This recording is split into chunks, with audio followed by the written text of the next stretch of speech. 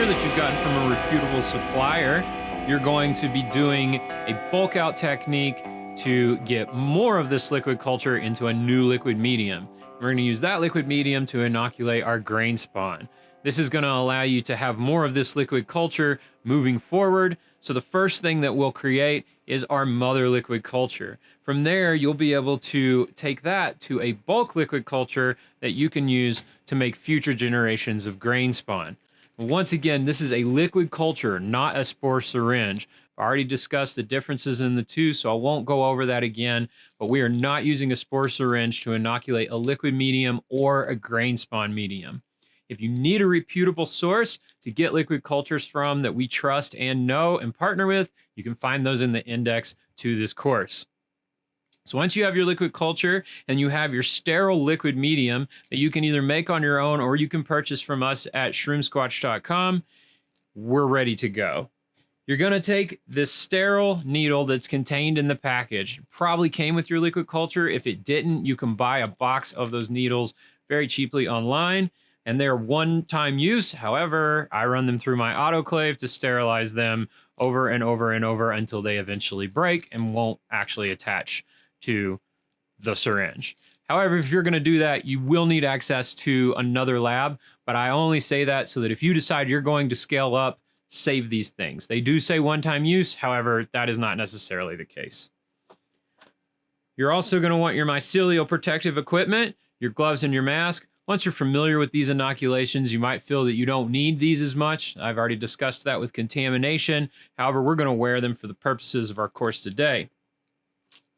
Then you're going to make sure that you've got your alcohol wipes, also probably included with your liquid culture syringe. If not, check them out online, real cheap, real easy to find, or just go buy a bottle of 70% isopropyl and a spray bottle, and a roll of paper towels will do just fine. So now that we've got all the tools that we need, we can continue with this liquid culture inoculation lab.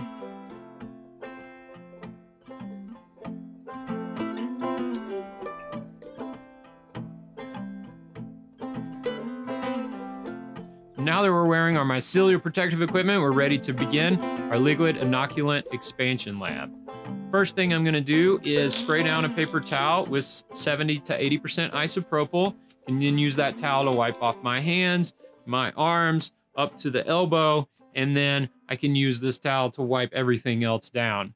I like to put paper towels down for my workspace and spray those with isopropyl alcohol as well, so that anything that I have wiped down, I can just lie down right there and I know that it is staying clean as long as it's contained within its sanitary wrapper. You don't necessarily need to go buy one of these spray bottles. However, I do suggest it. Just make sure you get some 70 or 80% isopropyl to have on hand, because this is going to be very difficult using these little alcohol wipes that you're going to use for your needles. So once I've wiped myself up, then I'm going to wipe up my syringe and I'm going to take it out. So as I do this, I'm just wiping everything that comes out that's new in order down with isopropyl, so that the next thing that's going to touch it is already clean. Then once our syringe is nice and wiped down, we're going to go ahead and wipe down our needle package.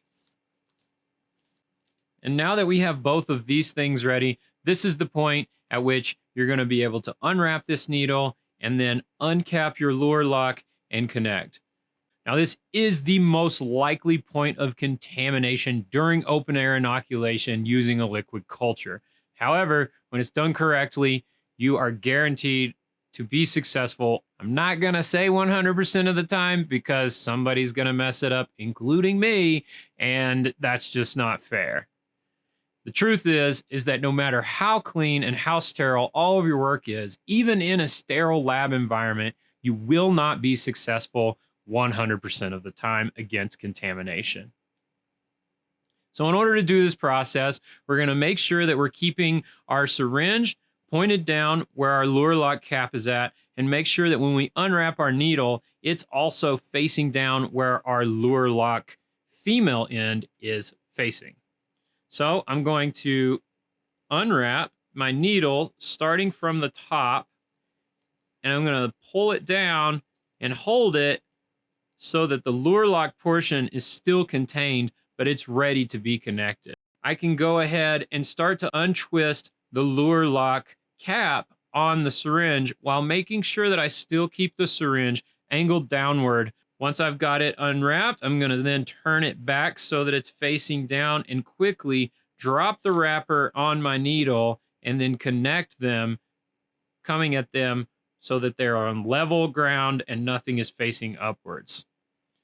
Once I have these two things connected, I can then set them down if I want to, because I've now created a new sterile environment between my syringe and my sterile needle. So now that we've got our liquid culture syringe and our needle attached, we're ready to move on to the bulking it out onto our sterile liquid mediums. I always like to go ahead and get a mother liquid culture jar started. You can use whatever medium you like, or once again, you can purchase these from us or other providers who make these jars ready to go. And then I also like to go up into a bulk size at the same time. I always start with at least a pint size in order to go into a bulk, and oftentimes I use quarts. Some folks even use up to a gallon.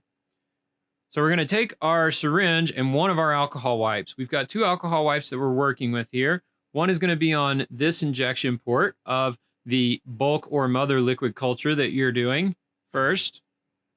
The other one is going to wrap around your needle when you take that cap off. So the first thing that I'm going to do is I'm going to drop the cap off my needle while also affixing this alcohol wipe to that needle. Now, as long as this is contained in there and I'm keeping it pointed down the entire time, I don't have any fear of contaminants getting up into my needle and into my liquid culture. So now you're going to take your wrapped needle and you're going to move it to your first liquid culture that you've wiped down with this alcohol wipe. As you inject it into that liquid culture and you go into that injection port, you can pin the alcohol wipe somewhat like this by just pressing the needle through as you go into the injection port. That'll allow that alcohol wipe to stay sitting there on the injection port. Might make it a little bit easier than when you pull this needle back out to make sure that it carries with it and you don't drop it and then start fumbling around with your sterile tools that were once sanitary becoming unsanitary. If at any point that happens and you feel like you need to replace your needle, go ahead and wrap your needle in the alcohol wipe and recap it with the alcohol wipe on the needle itself. Then take a new needle, and after you've done the proper preparations to make the switch, you can take off the old needle and put a new one on. This happens all of the time where you think that you've compromised your needle. If you take the proper precautions to switch the needle just like you put it on the first time, then you should be fine.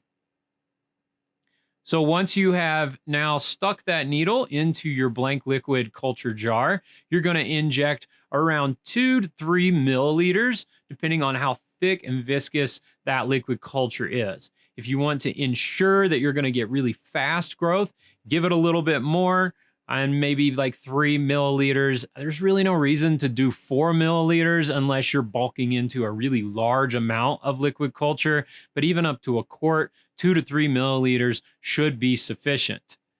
Once you're done bulking into that liquid culture jar, if you're wanting to go into more, you will just repeat the process that you've done by moving from the liquid culture jar that you're in currently into a new blank liquid culture jar.